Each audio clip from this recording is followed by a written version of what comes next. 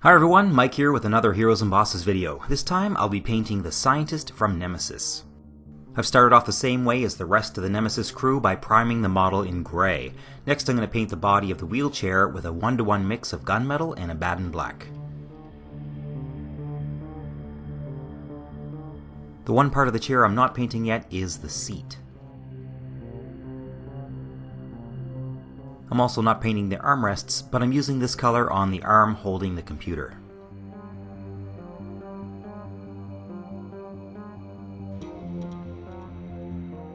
Now I am painting the armrests and seat using a roughly equal mix of bright bronze and gunmetal. And since I have the gunmetal out, I'm going to go ahead and paint the metal floor of the base with this as well.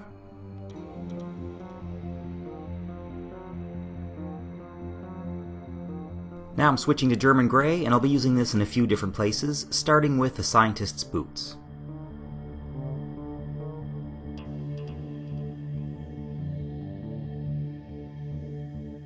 I'm also using this on the rubber part of the wheels on the wheelchair and for the scientist's hair.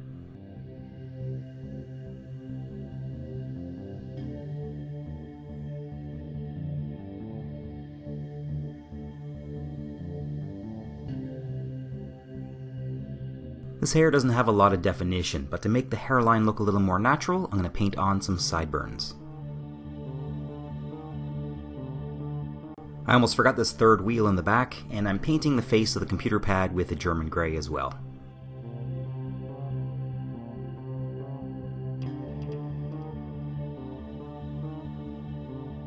The last two things I'm painting with this color are the control stick in the left hand, and then I'm doing the rim of the base.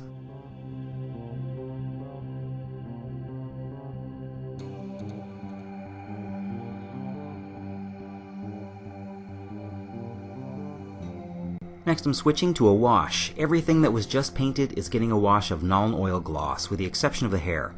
This stuff creates really dark shadows, and I didn't want to risk getting it on the lighter colors at the later stage.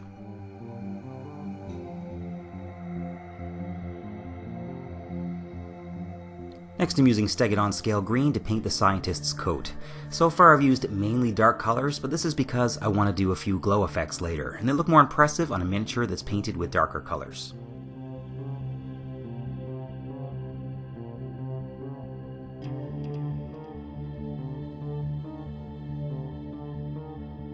For the pants I'm using a khaki color. Anything that looks like one of these will do. I'll be using the Vallejo Beige.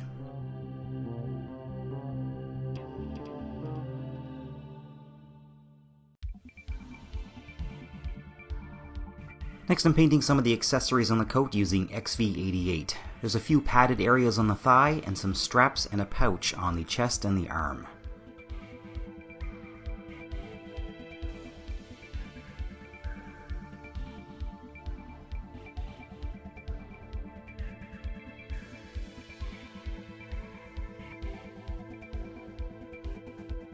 Next up is the skin. I'm using Khardic flesh from P3 to paint the face and the hands.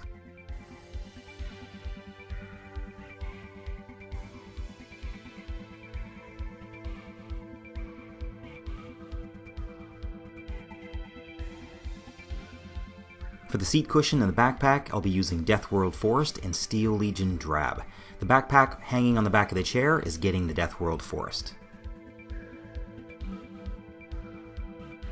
The seat cushion is getting the Steel Legion Drab. The glasses and goggles I'm leaving grey, but if you spilled some paint on them like I did, then they just need a little touch-up. That's all the base colors done, and now I'm switching to washes again. I'm only using 2 colors for this, though if you don't have Reikland Fleshshade, you can use a brown wash on the entire model, except of course the parts that got the black wash earlier.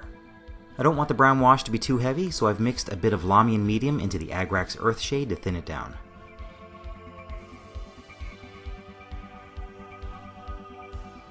Then I'm applying pure Reikland Fleshshade to the face and the hands.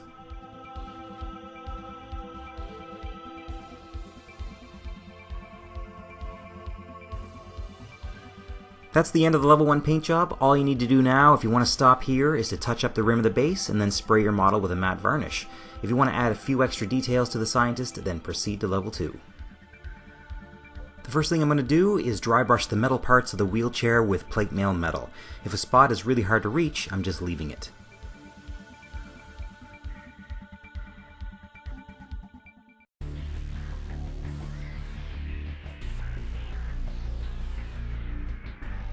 Next, I'm doing a dry brush on the parts painted with XV88 using Balor Brown.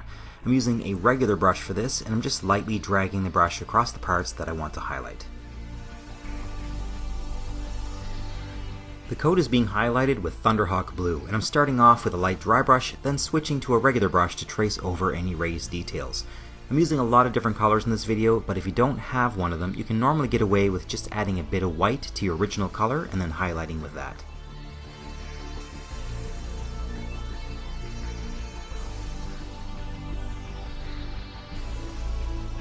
For the hair, I'm painting in some thin lines using Stormvermin fur. Using a shade won't do anything on this hair, there's just not enough detail, so we need to paint on the details.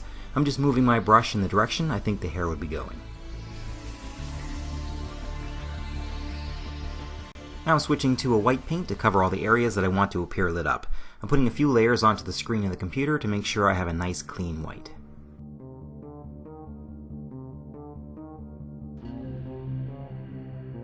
I'm also painting the lenses of the glasses with the white. I want them to look like they're reflecting light from the computer screen. And finally, I'm painting the light on the scientist's hood. This is glowing orange in the character art. Next, I'm mixing a bit of the white into the skin color that I used, and I'm going to use this to highlight all the places I think the light would be hitting. Most of it's going to be hitting the fingers and the top of the hand, so I'm using the lighter skin tone here. The scientist is looking at the screen, so I'm also going to highlight the face. The highlights will be focused on the forehead, nose, chin, and cheekbones.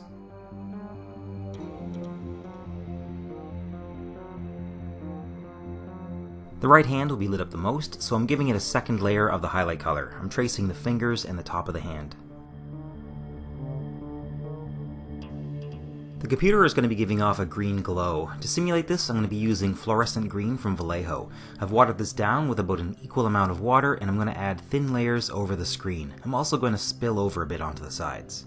The hand, face, and glasses will also receive some of the green, but not as much. I'm going to add thin layers to the skin until I get just a hint of the green, and then a bit more onto the glasses. The orange glow is going to be done a bit differently since I don't have a fluorescent orange. I'm first going to mix a little bit of black into the orange, and then I'm going to put one layer over the white area and the surrounding ridge. Next, I'm mixing some pure orange with water, and I'm painting over these areas again, but I'm leaving a thin line of the dark orange on the outer edge of what we'll call the light in the center. Now I've mixed in a small amount of yellow, and I'm painting an even smaller area onto the center of the light. I'm also adding just a small amount on the surrounding ridge. Now there should be a small amount of orange in this groove between the light and the ridge, so I've mixed a ton of water into the orange and black mix, and I'm using this like a wash, just painting it into the groove. Finally, I've mixed in a bit more yellow, and I'm adding a couple layers of this to the very center of the light.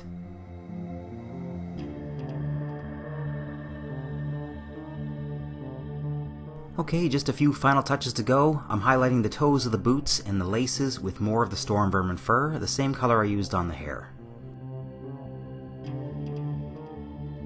The second set of goggles is getting a dab of black onto each of the lenses. For the backpack, I've just mixed in a bit of white into the Deathworld forest, and I'm dry brushing this over the surface. I'm highlighting the sides and the top of the cushion using some of the original brown mixed with a bit of white.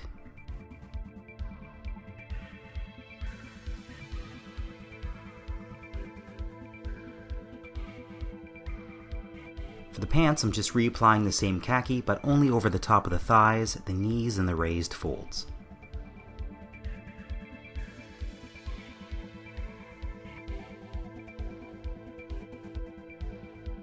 The coat highlights weren't quite as bright as I wanted, so I'm going back with another light blue, in this case Russ Gray, and I'm just hitting the top of all the folds.